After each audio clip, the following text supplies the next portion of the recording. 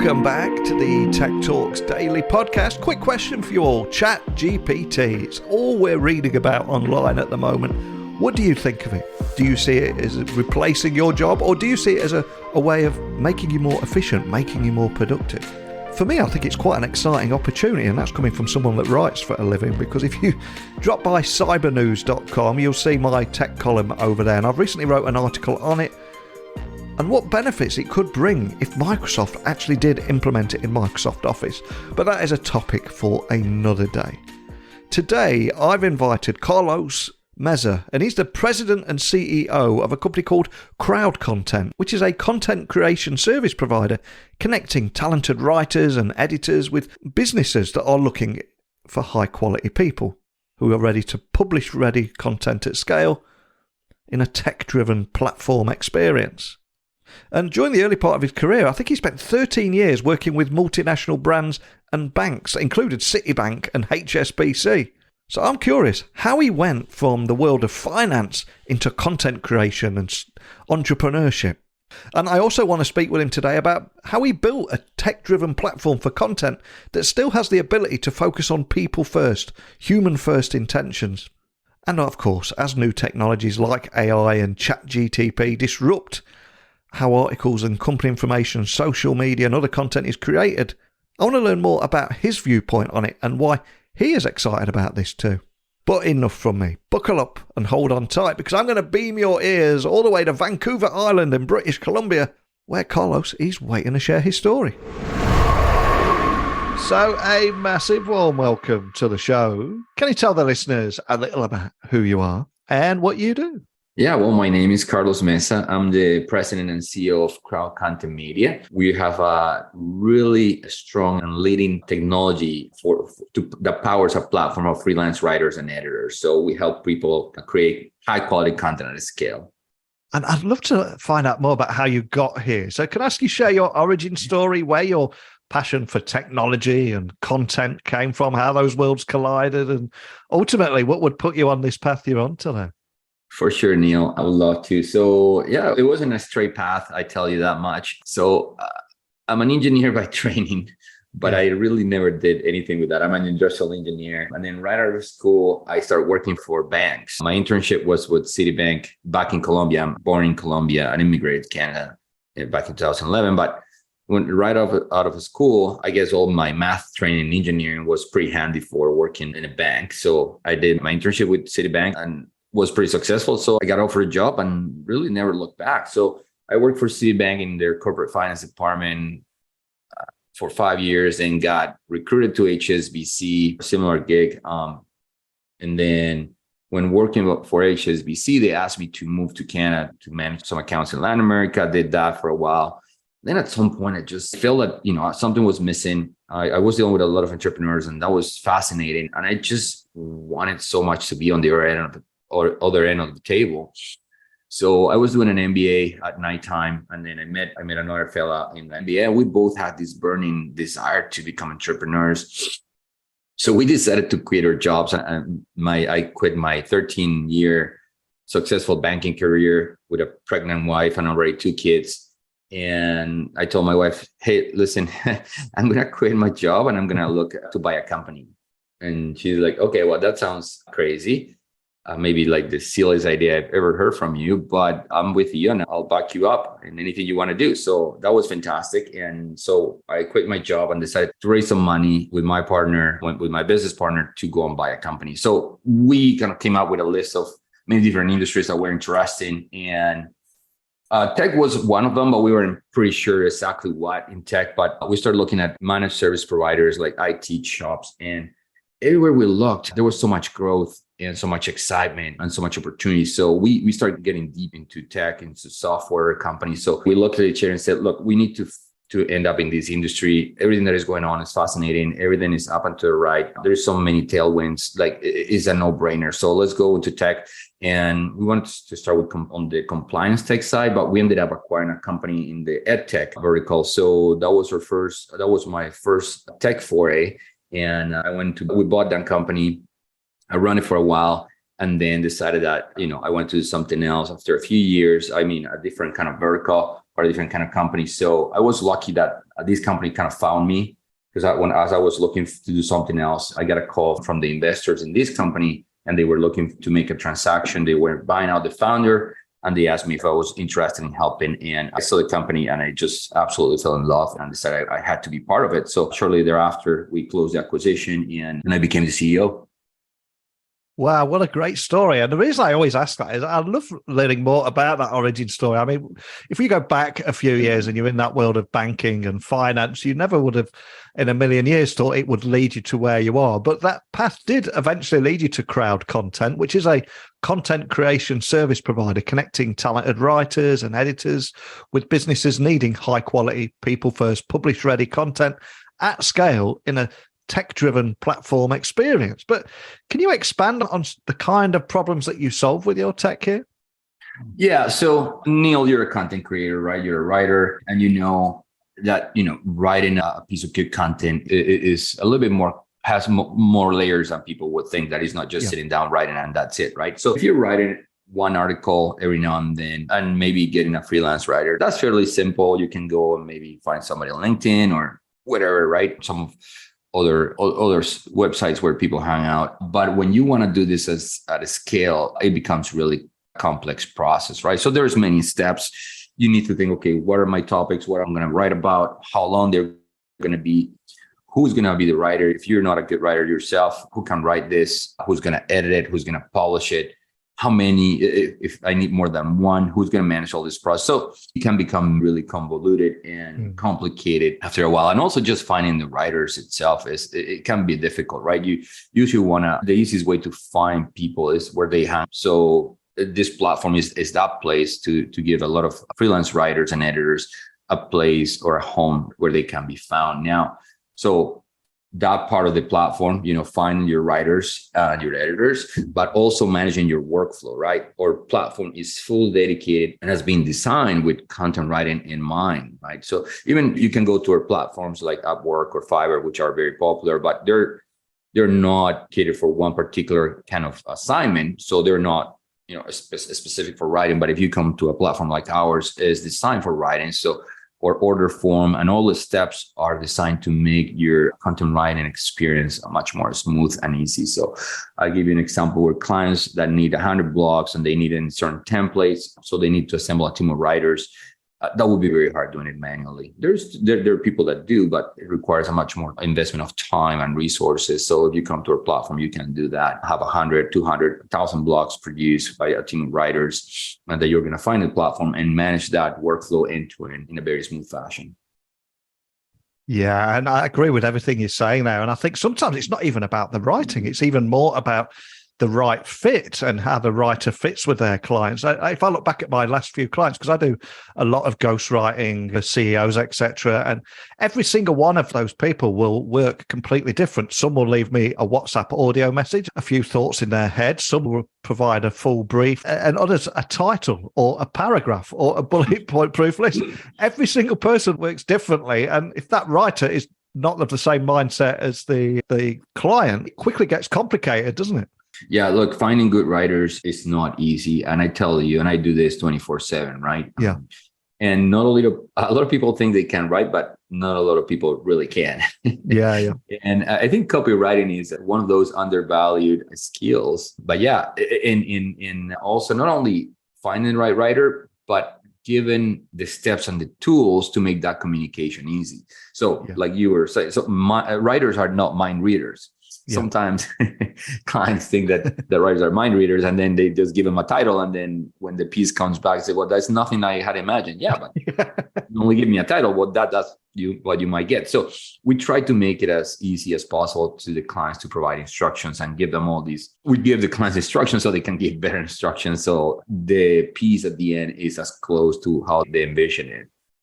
100% with you on that. And one of the reasons I invited you on the podcast today was to explore how understanding marketing technology, things like SEO, web design, and etc., can influence how our audience will search for content and actually engage with it and ultimately share it in their communities and look for more from that particular publisher. And it's just as important as the understand And equally as important is understanding the essence of human nature that seeks out and wants the content people are searching for in the first place. So can you expand on all this? I appreciate it's a very deep question, but I know it's something that's very close to your heart, right?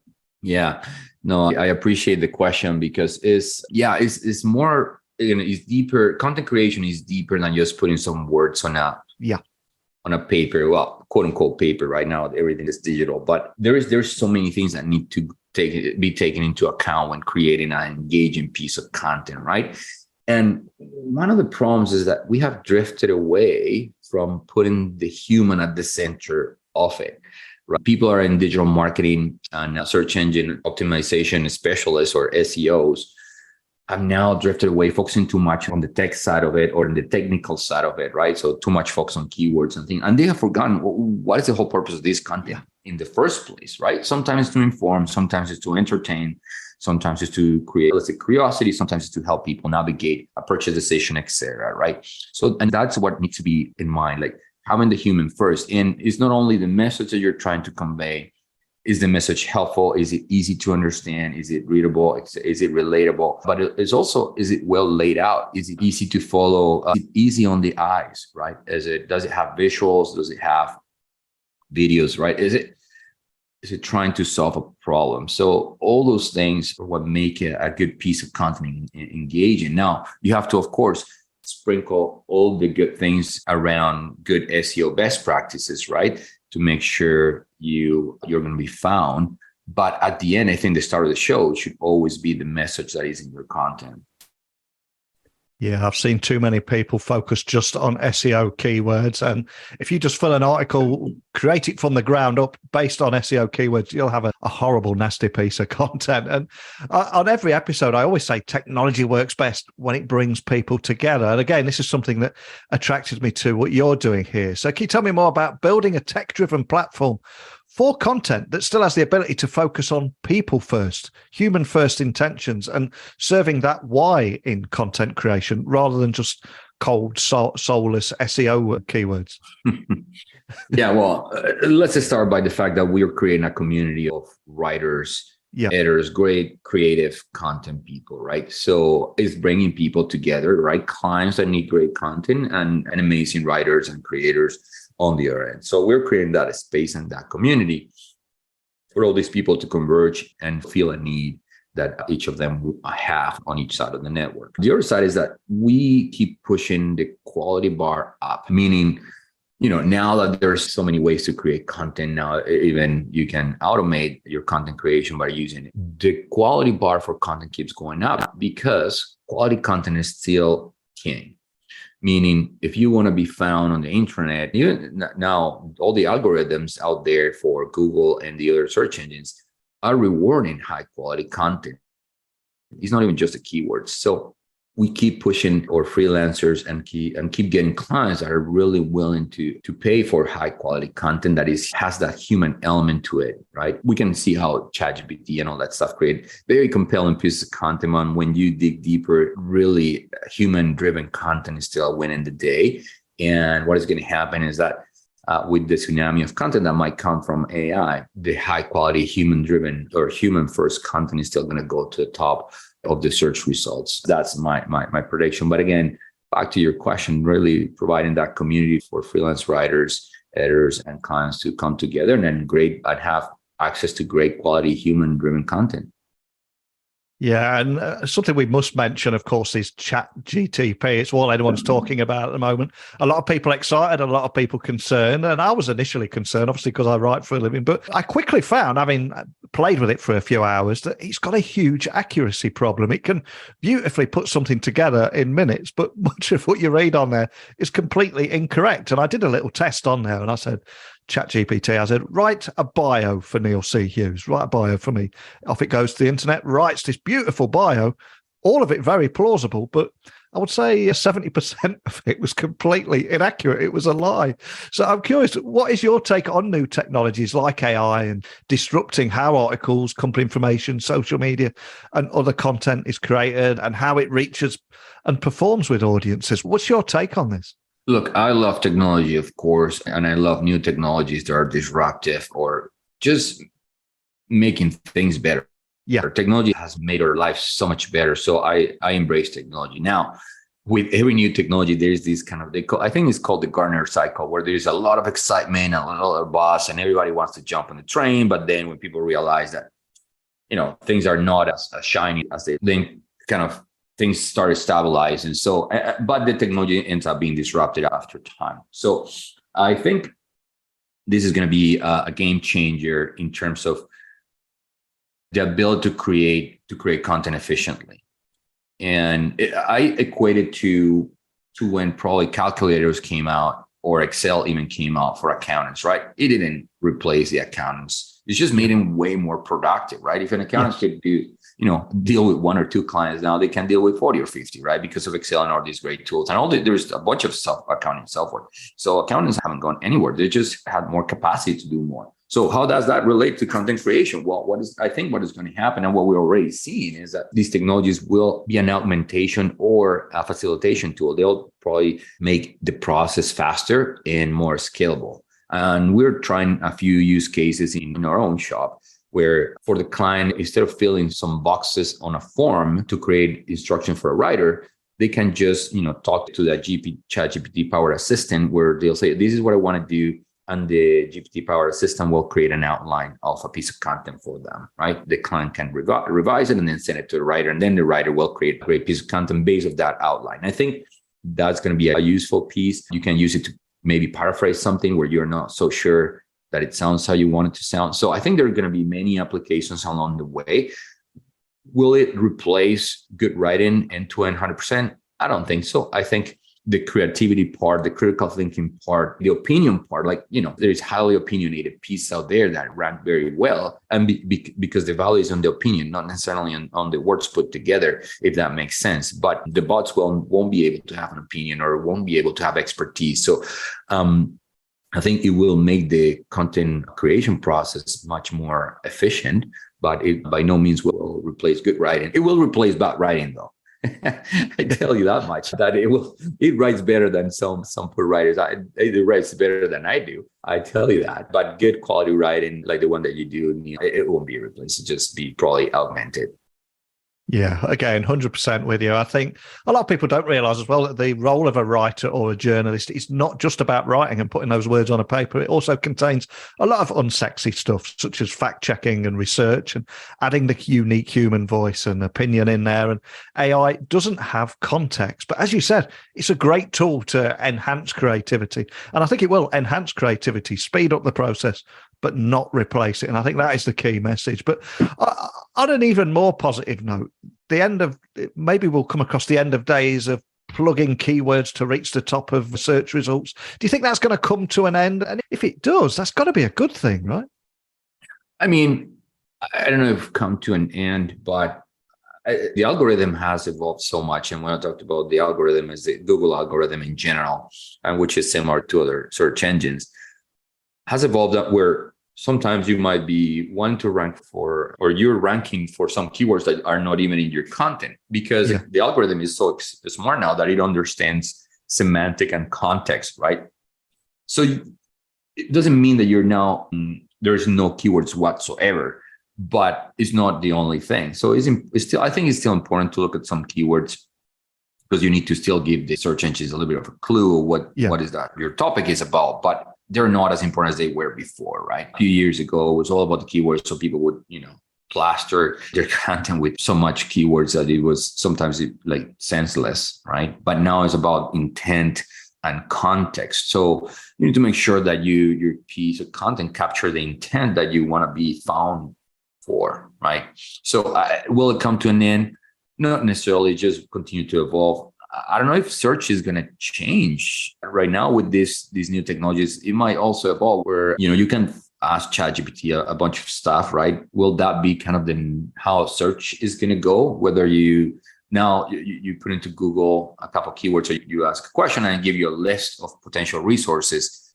Will it evolve to a point where it'll just give you one answer based on what they found? I don't know. Will that disrupt keywords? Maybe, but it's hard to say. All that I know is that search will continue to evolve where it almost will read our mind. sometimes, I don't know, don't you feel, Neil, sometimes when you're looking for something, you feel like, oh, Google is listening to my conversations and reading my mind. Yeah, but it's really still keyword. There's still keywords around it, but they're less important. They're still important, but less important, in the overall scheme of things. Yeah, and with Microsoft being so interested in ChatGPT as well, it does make me wonder if they did put it in Bing, what kind of difference that would make. It could transform search. But then what happens if they put it in Office 365? You just say, give me an Excel formula for this, and it just creates it automatically. Your PowerPoint presentation, you could say, put it in 3 different languages for me automatically, and do a Word document and answer emails and find that email that you've been searching for 20 minutes. All those kind of things. It could change everything, couldn't it? I think it will, definitely. And that's probably where it's going to go. I think your prediction is not too far from what it could be. I think, it might be everywhere, right? And I think Microsoft already announced that they will put it in Microsoft Word, and probably they'll put it across the whole Office suite. Maybe you're in Outlook, and then you just ask it, hey, can you draft a reply to this email, and they will draft it for you, right? I think that's probably what we'll see in the next few years, and it will become ubiquitous everywhere. I wonder if going to the Google search box will change. I think very likely. I just don't know exactly how it will look like. And with these algorithm changes, evolving platforms, is there anything else you see around the future of people-first content and SEO? Is there anything else you're noticing? I think video and audio will become even more relevant. Yeah. And people need to focus on a fully comprehensive multimedia content strategy. I think today there's still very heavy focus on written content, which is not bad, not a problem, because that's what, put food on my table at least. But we'll be evolving to more immersive multimedia kind of content. Again, video is a medium that is a little bit harder to scale than content. So I think I like to put more emphasis on that. Also, multi-language content, right? We have a lot of clients that do language content in many languages, but it's just a fraction of the overall universe of content that is out there. So I think your content strategy will evolve to be better balance between the different mediums than just, let's say today, if I were to guess, 90% is written content for most people, and 10% will be any other mediums. But I think audio and video will become a more important role. Maybe even AR and VR, right? Augmented reality content for e-commerce probably will be more mainstream. So it will be very interesting to see how this evolves. Written content will still be there, but it will be more the balance of the percentages of kind of content that people will produce will balance a little bit more, and written will be a little bit less of the overall equation, I think. Yeah, so much to be excited about. And as I said before, I don't think any of it will replace creativity. It will enhance it and productivity as well. And I'm curious, what is your big focus at Crowd Content this year? But I appreciate it's probably not too much you can share, but is there anything you can share with us today? Happy to share. So our main focus, and is always our focus, is keep pushing the quality bar up. Requests for the complexity of the request for content keeps going up. So keeping up with that, but it's always a focus, right? It's not. That's our core business. But the other focus this year, we're evolving our platform, and we just unveiled a very exciting innovation that we want to achieve over the next 3 years. So we want to evolve from being a content writing network into being a content marketing platform end to end.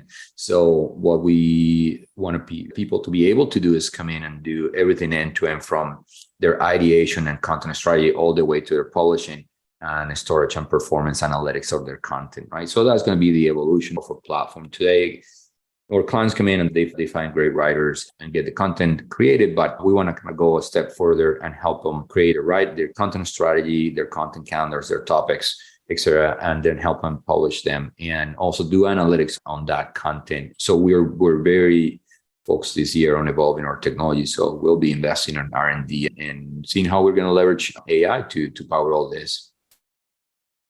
Well, I love chatting with you today. We started the podcast talking about your origin story, how you began life in the world of finance and banking and what put you on this path. And as we now come full circle, I'm going to ask you, is there a particular book that you would recommend that maybe inspired you, or just something that you'd pass on to the listeners that we can add to our Amazon wish list? All I'm going to ask is, what would that book? I don't know if it has to be just one, because there's so many, and depending on what are you looking for? It's very hard for me to recommend one book, but one of the things that I come to love in business is behavioral psychology. So one of my favorite books around that is Influence by Robert Cialdini, because I think business is all about moving people and moving people to help them achieve a goal. So Influence is a great one. But, if you're a tech CEO, you also have to read The Hard Things About Hard Things from Ben Horowitz. And probably has been mentioned in your podcast more than one. Love that book, especially when you're going through hard times. It's a good book to read.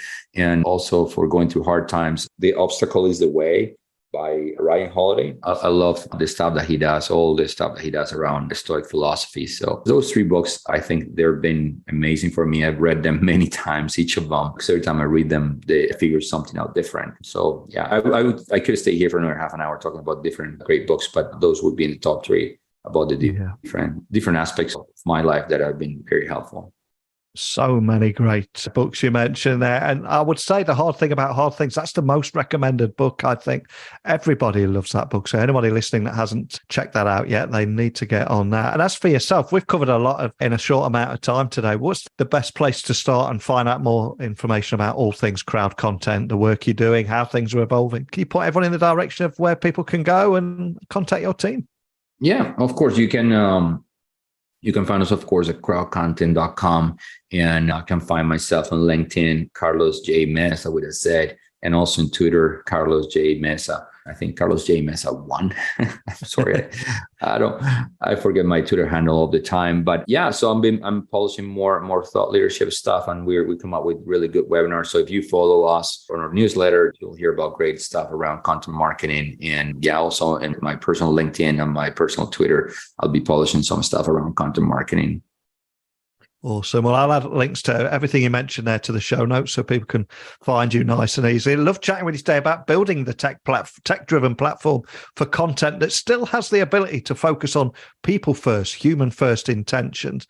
So important. And yes, we talked about new technologies like AI. Yes, ChatGPT, which everyone's talking about. And I find it fascinating that most of the world is losing their mind about how it could put them out of work. And I think that is completely the wrong approach. It's you leverage this tool. How can you make use of it to be more productive and efficient, etc. And in the future, I don't think it will be AI replacing people. It will be people and AI, or people that know how to use AI, know how to leverage it, versus the person that wants nothing to do with it. That's where the differences will go, but that's a topic for another day. So just a big thank you for sharing your story with me today. Thank you, Neil. It was a pleasure. So a big thank you to Carlos for speaking about the evolving landscape that is before us as this year progresses, and how publishers, advertisers and global brands will change how they reach their audiences, and how technology will not change what the human people first content must deliver, which is, of course, matching what it offers with the intent of what the reader is expecting when they seek material. And if we can improve that process, then it's got to be a win-win for everyone. So as always, email me, techblogwriter@outlook.com, Twitter, Instagram, LinkedIn, just @Neil C. Hughes. If you'd like to work with me, drop by techblogwriter.co.uk. You'll find 2,300 interviews and also many different ways you can work with me, whether you want to launch your own podcast or need help ghostwriting articles.